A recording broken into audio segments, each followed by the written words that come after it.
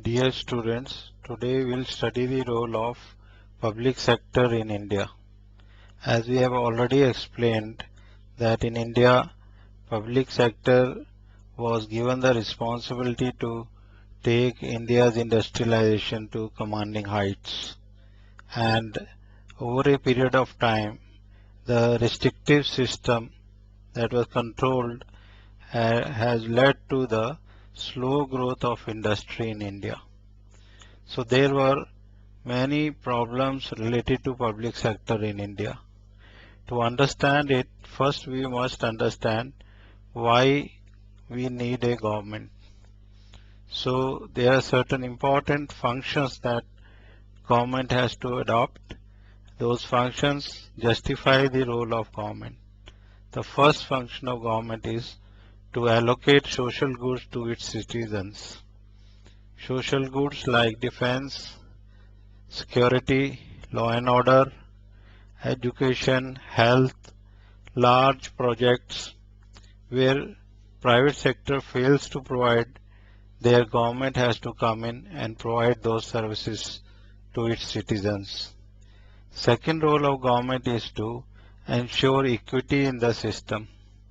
So equal distribution of income, wealth, resources is important part of government function. Third function of government is stabilization. The various prices must be stable in the long run.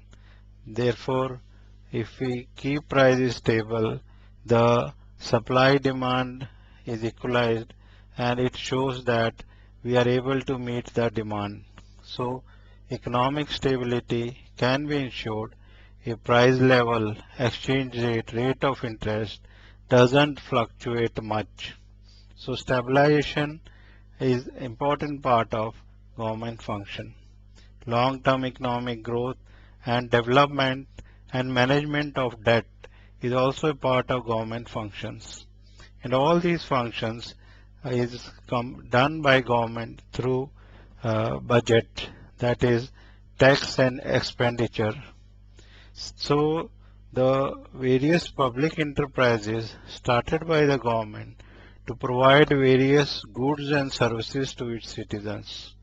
Some of the public enterprises are successful like ONGC, All India Corporation, and many other public enterprises have contributed a lot in development of India. Steel Authority of India has produced lot of steel for Indian industry.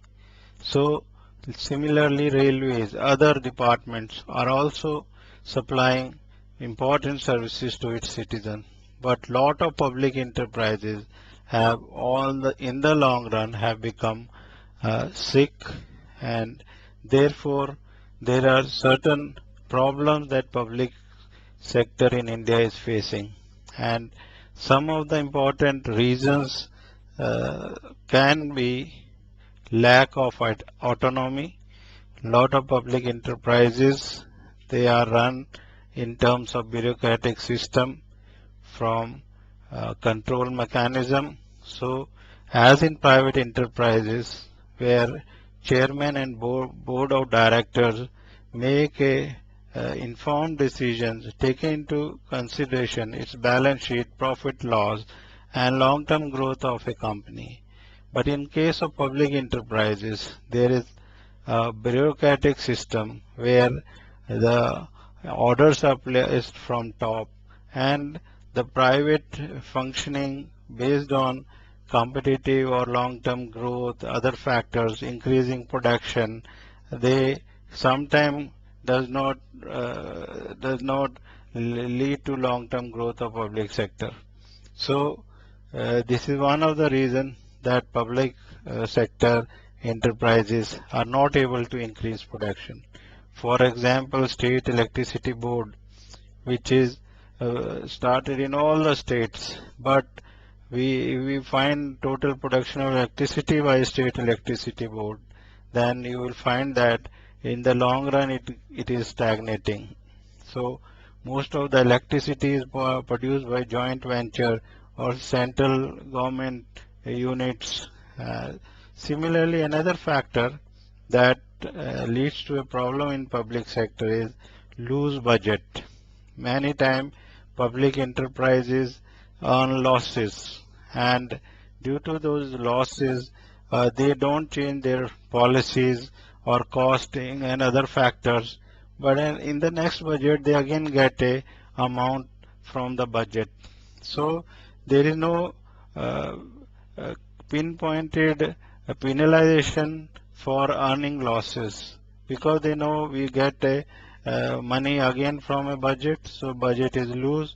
Therefore, public enterprises doesn't function like a private enterprises, and that leads to sometime wrong decisions, and therefore production does not increase in the long run.